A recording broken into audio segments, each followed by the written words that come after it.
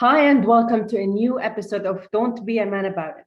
I can't even start by telling you how excited I am for today's episode. I have Tom with me, who is known as Mr. Divorce Coach. Hi, Hi there. Nice to meet you, Ray. Thank you for having me nice on, to on the meet show. you. Thank you for being here, Tom. And before you know how it goes, how is your heart doing today? Very well. Very uplifted. It's in great place.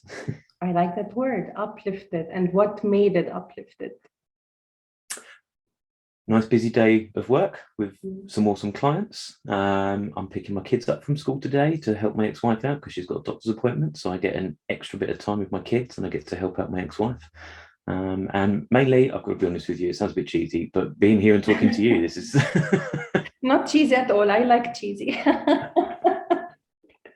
Thank you. Thank you so much, Tom. Before we dive into the topic, which again, I'm very excited to talk about it, could you just give us a brief? Who is Tom? Yeah, sure. So, as you mentioned, my name's Tom Nash. My brand is Mr. Divorce Coach. If you Google Mr. Divorce Coach, you'll find me anywhere online. I am the first and currently still one of the very few male divorce coaches practicing in the UK. This comes from my own lived experience. I am an internationally trained and certified coach, also a master practitioner in several therapeutic treatments like neurolinguistic programming, something called timeline therapy and hypnotherapy. I actually got into all this having left the corporate world, would you believe, Right. after going through my own divorce or divorce and separation, being through the family courts and all that kind of horrible contentiousness, bitterness, litigious and emotively, physically draining experience. So I left the corporate world, I retrained, I started this brand so that I could go out there and help other people, both men, women, and couples who are maybe separating or divorcing, and how they can actually work to co-parent in a more effective and positive way and put their children at the center, not the middle. I love how most successful people have or are running businesses inspired from their personal experiences. Yeah, And I loved that first when we talked, you said, I'm a father, I'm a stepfather, and then you introduced yourself. yeah. So tell me more about when was or what was the minute that made you realize that, you know what, I'm going to leave the corporate world so I could help other men or families or couples in their relationships? Yeah. So I'd spent about 15 years in the corporate world, working in central London, building and running recruitment businesses, headhunting firms. Very what most people would deem successful from a financial rewarding side of things. And I was always very good at it. Not to toot my own hand and toot my own horn, but it's something that I naturally fell into and was and did very well at and grew my career, etc.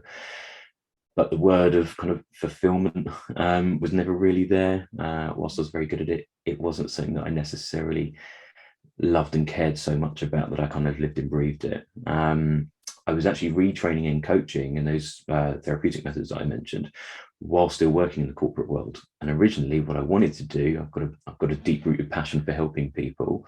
Originally, what I wanted to do was actually corporate workplace well-being and trying to help stop the churn and burn of the younger generation that was coming through into the corporate workplace and how to be focused on them as unique individuals and how to build their own personal development, etc. But at the time, I was going through my own divorce, my own separation, and I suppose the key moment, as your question asked, was it was actually my girlfriend that gave me the inspiration.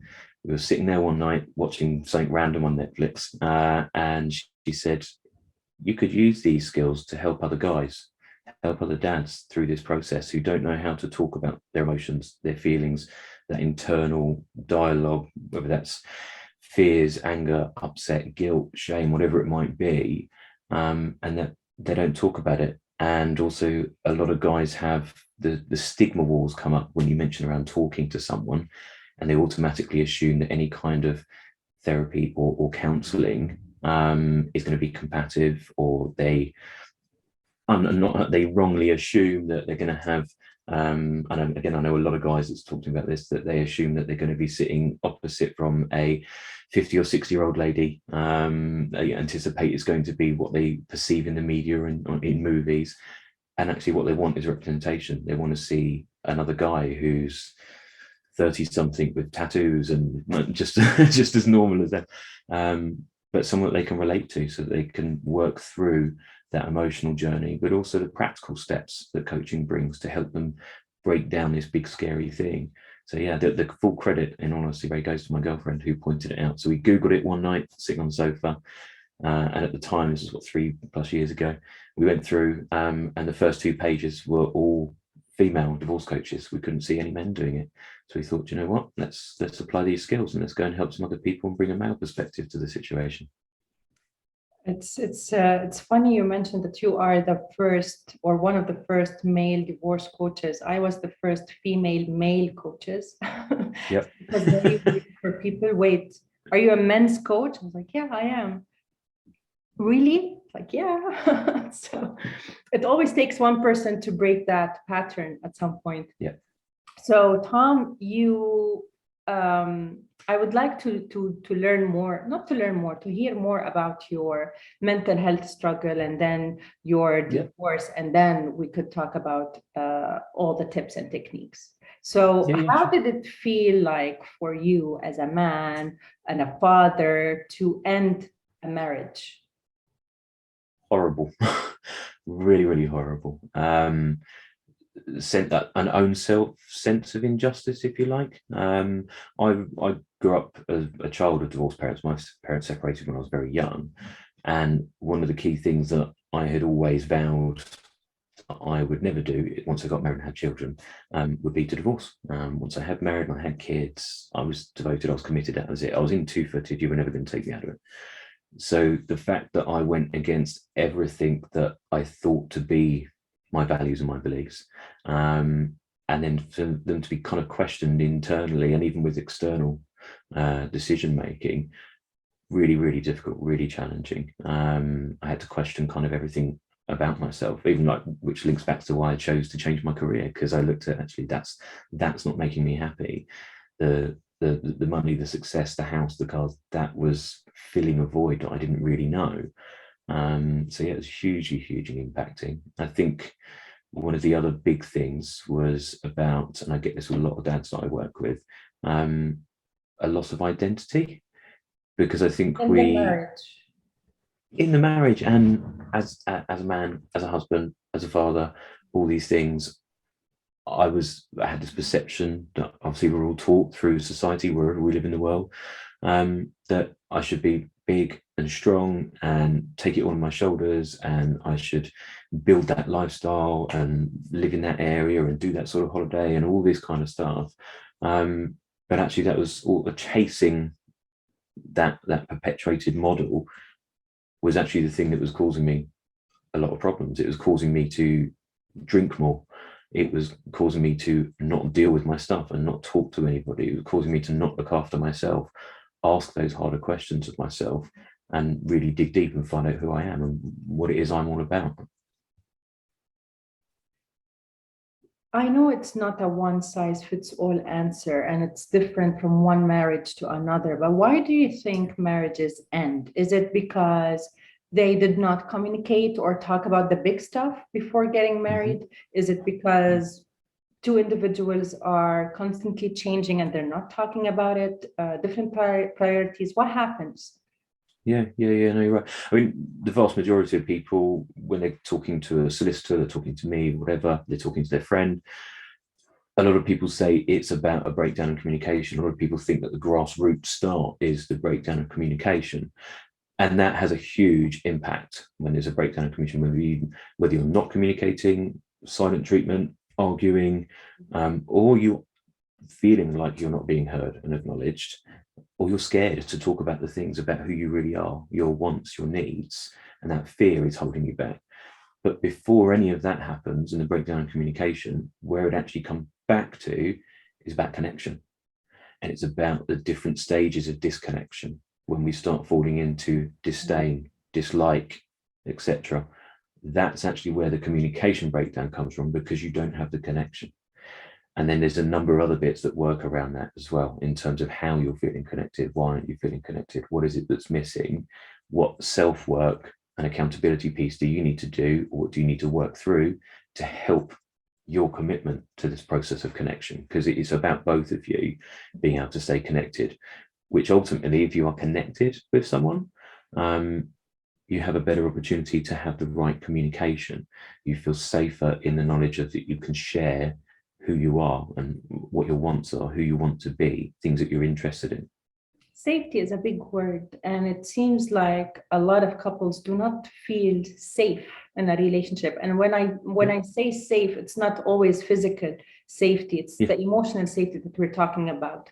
Of course, from a man's perspective, what would encourage a man to feel safe in a marriage? Yeah. Like openness and honesty, and also the knowing that you're not going to have any judgment. So myself and my partner, my girlfriend, we have that safety. We can talk about anything and everything without a fear of a strange look or a flippant comment. Or it came naturally? There was, from the immediate start, there was a feeling of that being quite natural. It's something that we continue to work at. But again, I think from experience, neither one of us felt we had that in our previous relationships and didn't feel that we had that safety net. So it was a learning, unfortunately, from the outcome of not having or not feeling safe enough to say, hey, I want to do this, I like that, I feel like this. It was because of that, both of us having that prior experience, that we both came to this saying, hey, look, if one thing we'll always do is always be honest with each other, and we'll, without judgment, if it's what the other person is thinking, feeling, wanting, then we'll work with how we utilize that to our advantage. I love that. I really love that. What I want to because let me tell you this, Tom. A lot of my friends are men listening to this, most of them are now getting out of a divorce. And I'm dedicating this episode for them, to be honest, because I really want them to know that there's a life after divorce. You can date after a divorce. You could have your first relationship and marriage after divorce. It's just a phase, and it's just a matter of how you approach it and making sure that you are supported.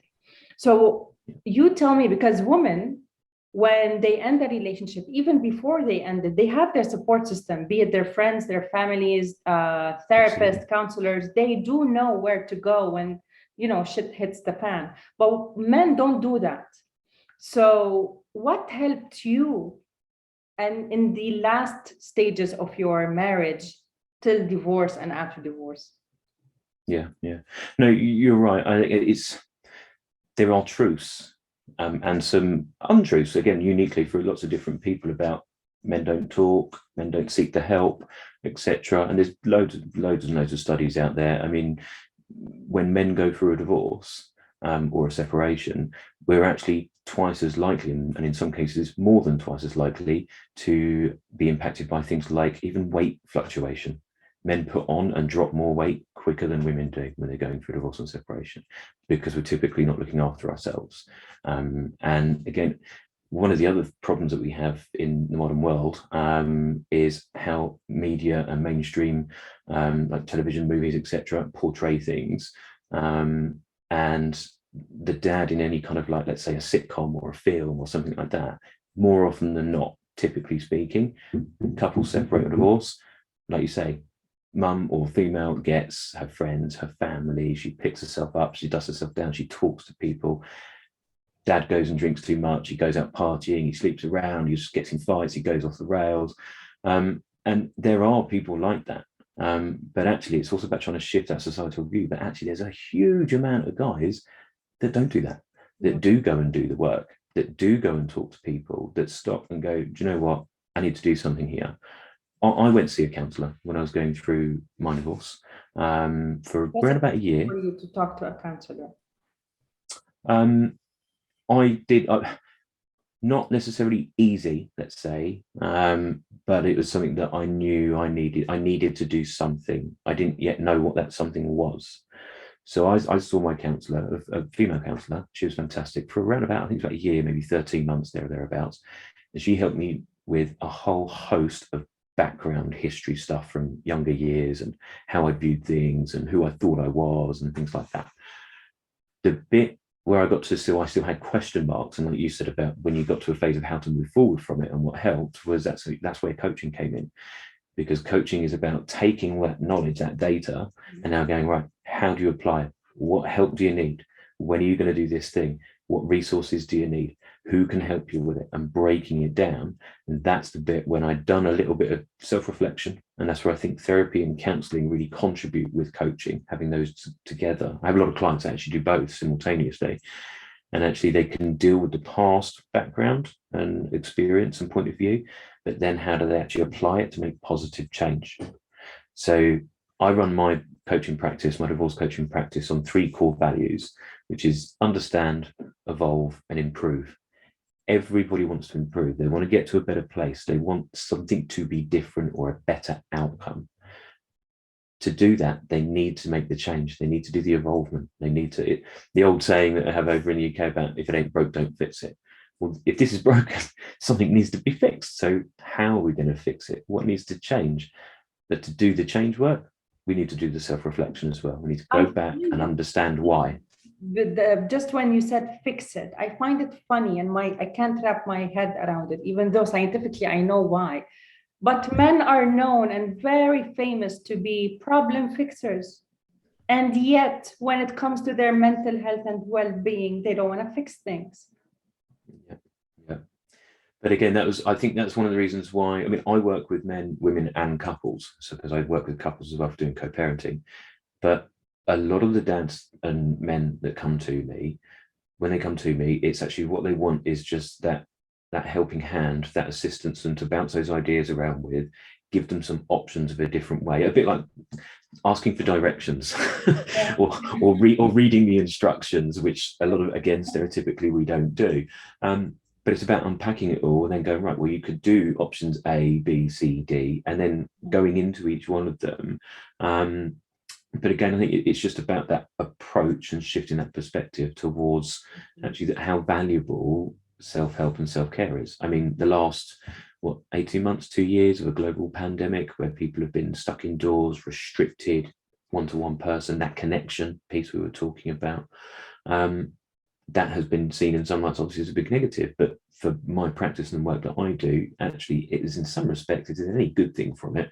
It actually brought the question up globally where people are saying, no, everybody has mental health, just like we all have physical health.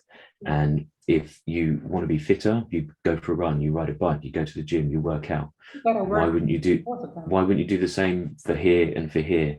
It's a muscle, it's a process, it needs working out, it needs challenging and stretching so it can rebuild. You do that if you want to bulk up. Why wouldn't you do it if you want to feel better, if you want to know how to feel better and get to a better place? I love that. I absolutely love that. While you were talking about how sitcoms and movies portray men in relationships, a question popped into my mind. Have you watched Eat, Pray, and Love? I haven't, no. Okay. I'm going to add that to my list now. Add it to your list. So Eat, Pray, and Love, just in brief, is about a woman who is in a marriage and she's not happy. And to make it short for you, she decided to go on a 1-year trip to Italy and Bali and then India, or vice versa, to just go on a self-reflective journey and to heal herself inside out. And then she ended up in a very happy marriage 1 year later, but she had to go through all the work, the hard work, the emotional effort. My question to you was, in case you watched it, but I was wondering if the movie was done from a man's perspective, if her husband went on that journey to heal himself, how would that go to him? Oh, that's a great question. That is a brilliant question. Well, I suppose actually where we should start is maybe by saying what he shouldn't do, which is go bar hopping and sleeping around and all that sort of stuff, because that's not going to help. It's that process of self-reflection. I did do a bit of traveling years ago, and it's also about trying to find out really where your passions are, right? Really what drives you, what motivates you, what actually puts a smile on your face. I used to, the opposite would be, I used to go in and out of London all the time. I used to be up early, used to get home late. I thought I was, like I said earlier, I thought I was doing it for a particular reason. But actually, the self-reflection piece that I did as a dad, if I was in that movie, for example, was starting to look at actually the bits that make me smile and that lift my soul and make me feel happy about me are taking my kids to school, picking them up, being home at dinner time, seeing them going out across the field playing with their friends, like being involved in their daily lives, not just providing in a financial sense, and then taking them to McDonald's at the weekend. So I think that piece would be, I suppose, if I was in the movie, the reflection piece would be about actually what brings me joy, what makes me happy, what lifts my soul, right? What's important to me. And how do I want to look back at all of this in 15, 20, 40 years? And actually the other stuff isn't that important. Yeah, you've still got to need a roof over your head and clothes on your back and food on the table. And it's not about saying that I do all of this for free. I still run a business at the end of the day. But it's about why I'm doing it, and what my motivation is for that. I love that. I love that. Especially the part where you put quality time with your kids as a priority and as a joyful activity. I absolutely love that. When I was younger, I remember going to the supermarket with my dad was one of my favorite activities. Even though we used to do a lot of things. So I can assure you that your kids will see the value of that time spent with them. So on behalf of your kids, thank you. Tom, I know that you have a very limited time with me, so I'm going to the 1 million question. How can a man date after divorce? How can he trust going into a relationship again without going to his attachment style or his fears or his doubts? For those men who don't have therapy as an option because they don't want to. Yeah. Okay. So there's a process that I do both with men and with women, clients that I work with, when they're starting to want to date again. And one of the big things again is that self-reflection piece. Actually, what's really important to them. And for a lot of people, let's just say dads, for example. So for me, it's ultimately important that my partner also has children, because I need them to know and have a parenting style and know what it's like to deal with those day-to-day situations with kids and etc. It was also really important that I had someone who has some shared interests and some shared passions, but also some that they don't, because I also want my partner to be able to have their own outlet, their own life, parts of them that are them for them, not for me. But equally, I have some parts that are still there for me and just for me, like my time and my passions as well.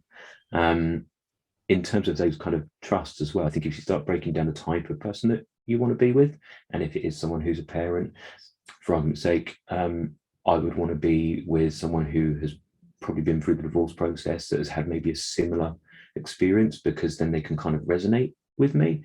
But then also, how have they gone about it? So what I wouldn't want to be is with someone who was a divorced, I'm heterosexual, a divorced lady with kids, who, for argument's sake, her kids never saw their dad.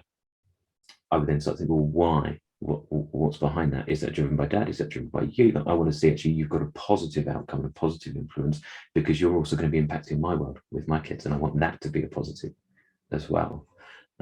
So there's a whole host of things, but it really comes back to a self-reflection about what do you want, what's right for you. Self-reflection, communication, and at the same time to honor your values. Yeah, absolutely. What's true to you? How can a woman hold the space or support a divorced man at the beginning stage of her relationship? Again, I think that kind of links back to what I was saying about a moment ago. So I've had experiences before with clients and even with friends and family, where they have met someone new, and the new partner is being very vocal and influential to this person's separation or divorce. You need to do it like this. This is what you should do, etc. There's a difference between applying your own narrative to a situation than there is to actually supporting someone. So again, it's about actually what's that person bringing to the table? Like, how could you actually be supportive that isn't detrimental to the situation? So again, my partner and her ex-husband, when me and my ex-wife weren't getting on, just in the early days when we first separated, my new partner, when I met her and her husband had been separated for, I think it was about 6+ months or something. They were already starting to work a bit more cohesively, not friends, but collaboratively. And actually that was something that I witnessed, that she could have a positive influence in supporting me because I could help learn from her experiences, and I could see that if she is coming at it positively with her own separation, she could have a positive influence on mine. If she was having a negative situation and stopping dad from seeing the kids or trying to clear him out financially, that was automatically going to be a red flag for me. Why would they be doing that? Speaking of kids, did your kids have had to go to therapy to adapt to the new life? No, mine haven't. No. How did they? Yeah, so I've got 2 boys from my first marriage, and then I'm very lucky to have 2 bonus kids. Everyone else says step kids, I call them bonus kids. From my partners and from her former relationship, from her former marriage, and the 4 of them have gelled so well. My eldest boy and my youngest stepson, they're about 14, 15 months or something like that apart. They're very closely aged, but they're also very, very similar. So, and they knew each other as friends beforehand, kind of they'd met once or twice beforehand, so they became friends.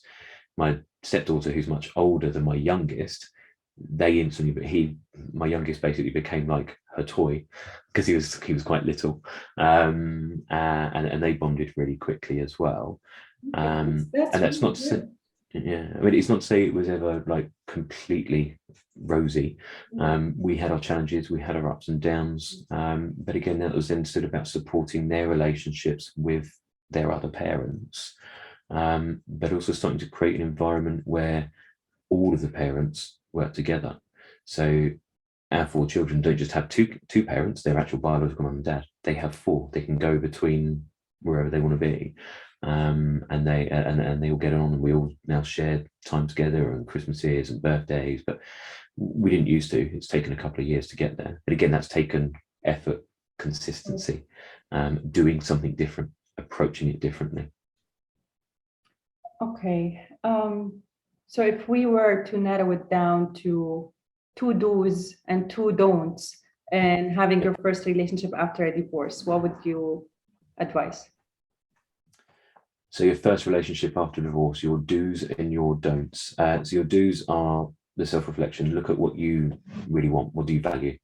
What do you believe in? What do you actually want from a relationship? What's important to you in a relationship as well? Is it sharing a lot of time? Is it not sharing a lot of time?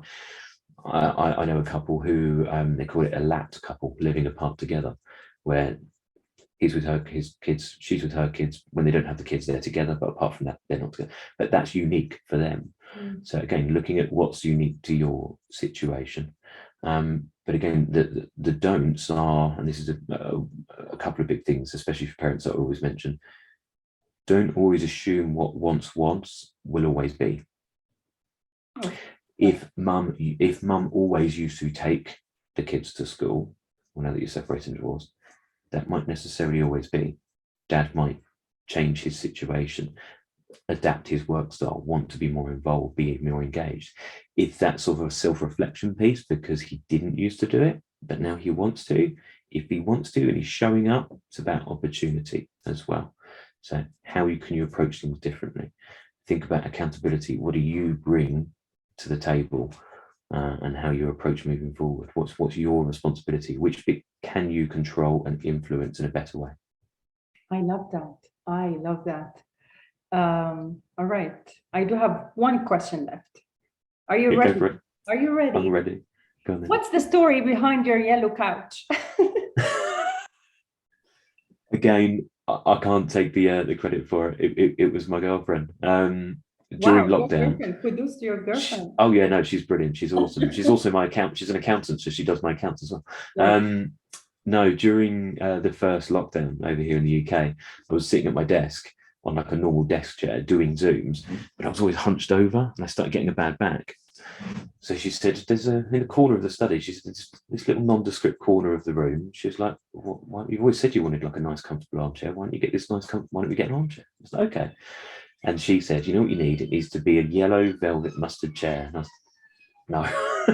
But we picked one, and it's become its own story, to the point where a friend of mine actually made the logo and said, everybody knows you as the guy in the yellow chair, so you should make that your logo. It's brilliant. Yeah. Thank I'm you. not a marketing guru by any chance, Ray. It's just purely by default. Well, thank you for sharing. And all brilliant ideas always come from simple thoughts. So kudos to your girlfriend, and thank you for listening as well.